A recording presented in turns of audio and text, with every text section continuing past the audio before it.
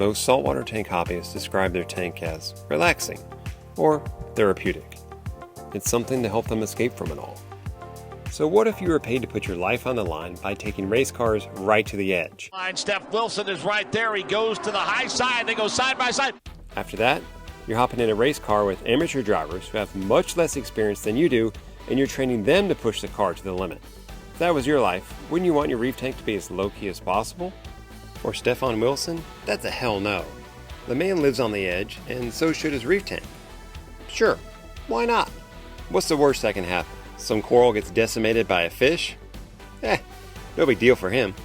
I'll show you what I mean. Mark, welcome. How you doing? I heard I'm in the right place for a fish tank.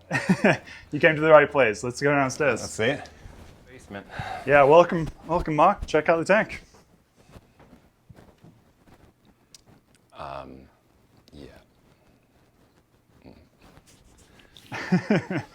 Yeah. For me, it's always been about the fish, like that's what first got me into it is,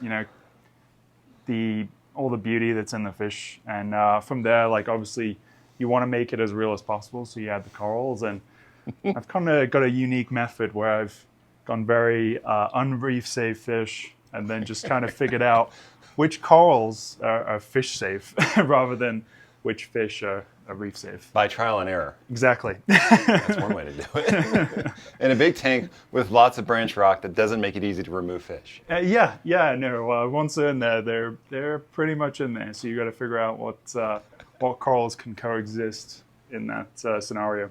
All right, so pick the fish you really want and then find out which coral can coexist with it. Sounds risky to me, but he's okay with it. Do you lose sleep at night because you have fish that are known to destroy coral and you have all this SPS and other corals in here? Actually, I don't. What I've learned is that, a lot of the SPS that I think look really cool and really establish themselves and create the reef kind of are able to survive a little picking here and there, and they don't get destroyed as you might think, So definitely it limits, some of the cool LPS like torches and hammers.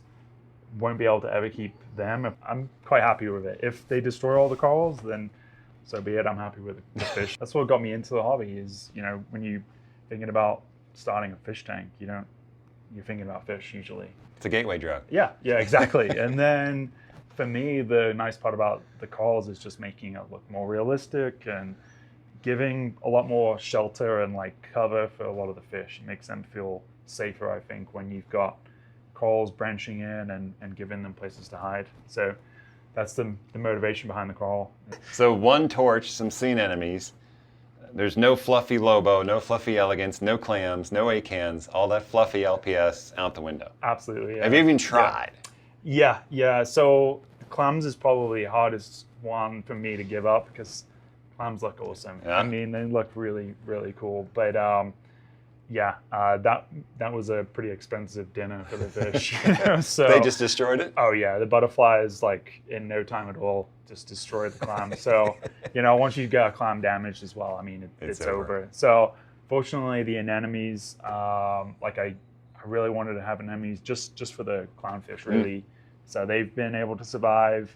And then you get the oddball LPS that survives that I can't really explain why, they don't attack it or touch it. There's a Fabia down there. There's a maze brain.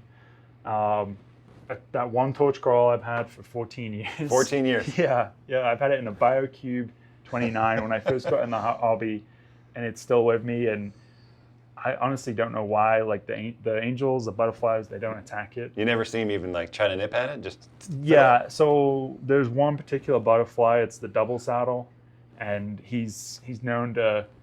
I've seen him picking at it, but he hasn't destroyed it. I've put other torches in there thinking maybe torches are safe and fair game, and not the case. So I'm going to save that money on that Holy Grail torch and just put it into fish instead. Okay. And they don't bother the SPS?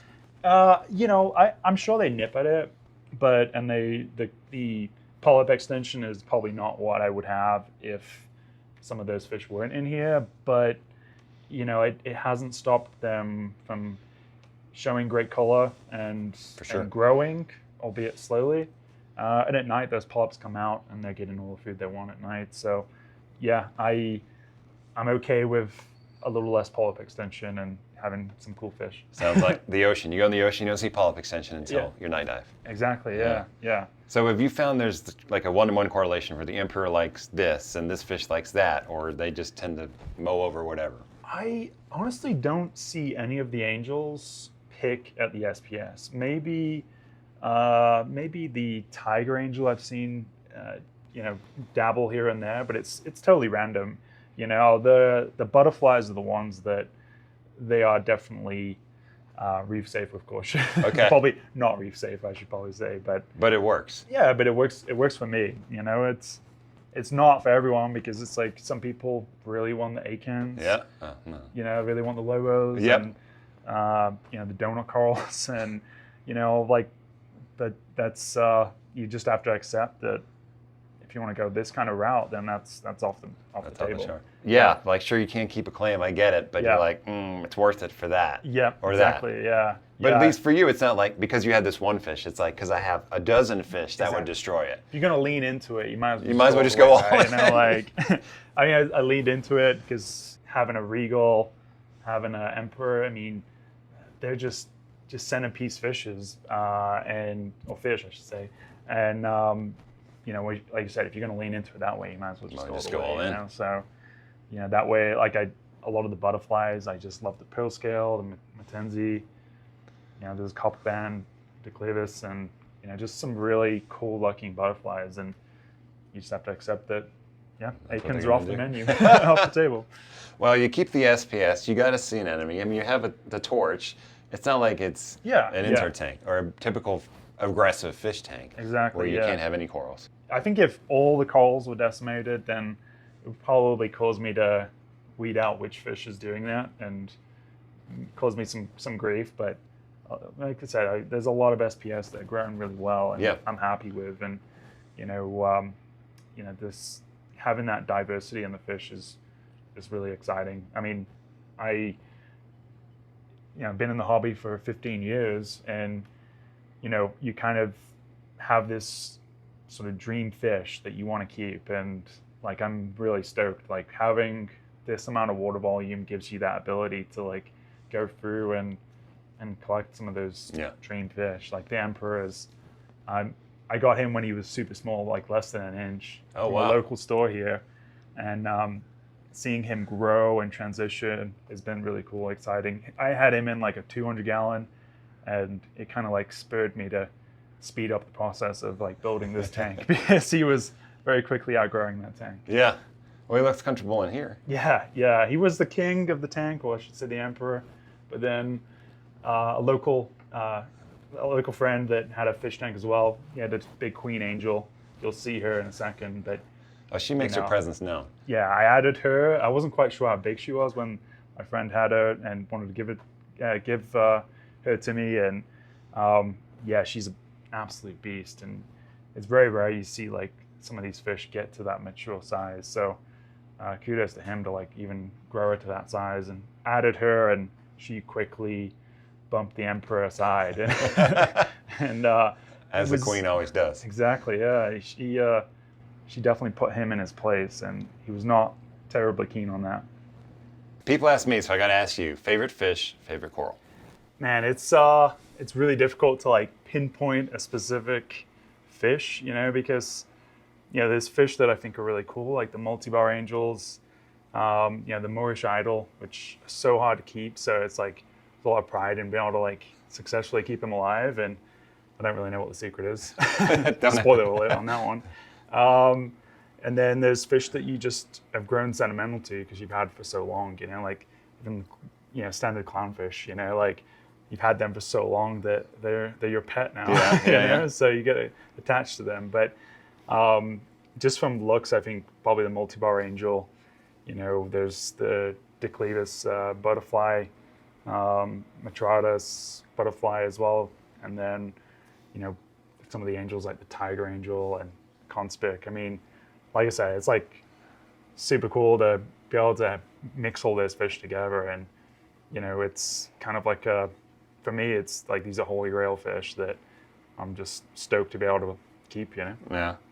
As far as coral goes, I think again there's the maize brain, which we probably wouldn't be high on people's lists, but I think it's just one of the, again, I've had that coral for about 10 years now, and then the torch coral I mentioned earlier I've had for like 14 years, and then from just a pure look standpoint, I think a strawberry shortcake is just I noticed that so right classic. at the end. Yeah. Like, I mean, I got these two as frags, and I found them pretty hard to keep in the past.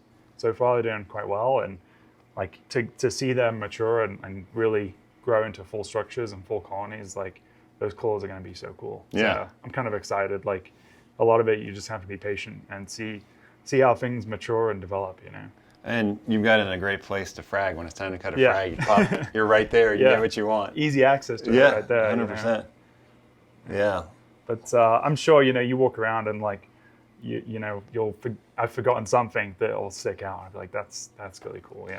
Well, in a tank this big and the way you have it set up, especially with a peninsula, you can get all the way around it. Yeah. You watch for one section, like I was watching earlier, and the golden angel came by, and you're like, it's not a big fish, so a lot of people discount it. Yeah, But if you watch absolutely. this little section, then they come in, Yeah. and the multi-bars are together, they're cruising around. Yeah. It's like its own little piece of gold wherever you move around the tank. Yeah, creating that ecosystem. And Yeah.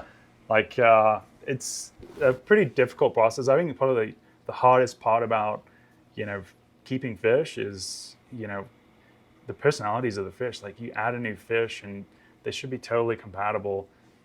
Shouldn't have an issue, but for whatever reason they don't like each other. Like I've got the Moorish idol, and super difficult fish to keep. Wanted to try and keep the stress level down. One of the fish I added to this system, and added the Emperor, and for some reason the Emperor's got beef with the Moorish idol.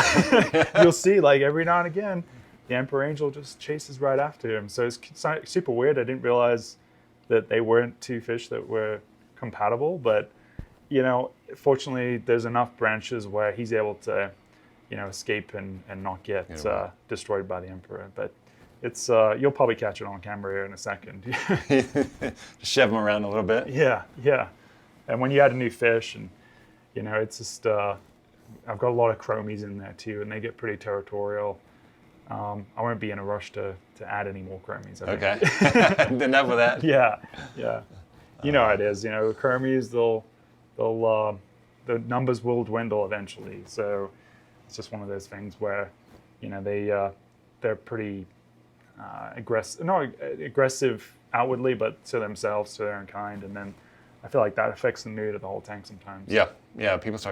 Fish start shoving each other around. Everyone gets amped up, and then it becomes a big push fest. That was cool when I added the Queen Angel, because the Emperor is kind of a bit of a jerk, and he was the king and the Emperor of the tank, and then added the Queen, and she usurped him, but she's just a bit more of a docile fish, like a bit more chill, and like it kind of seemed like it calmed the entire tank, just having a leader that's a little bit more docile and friendly.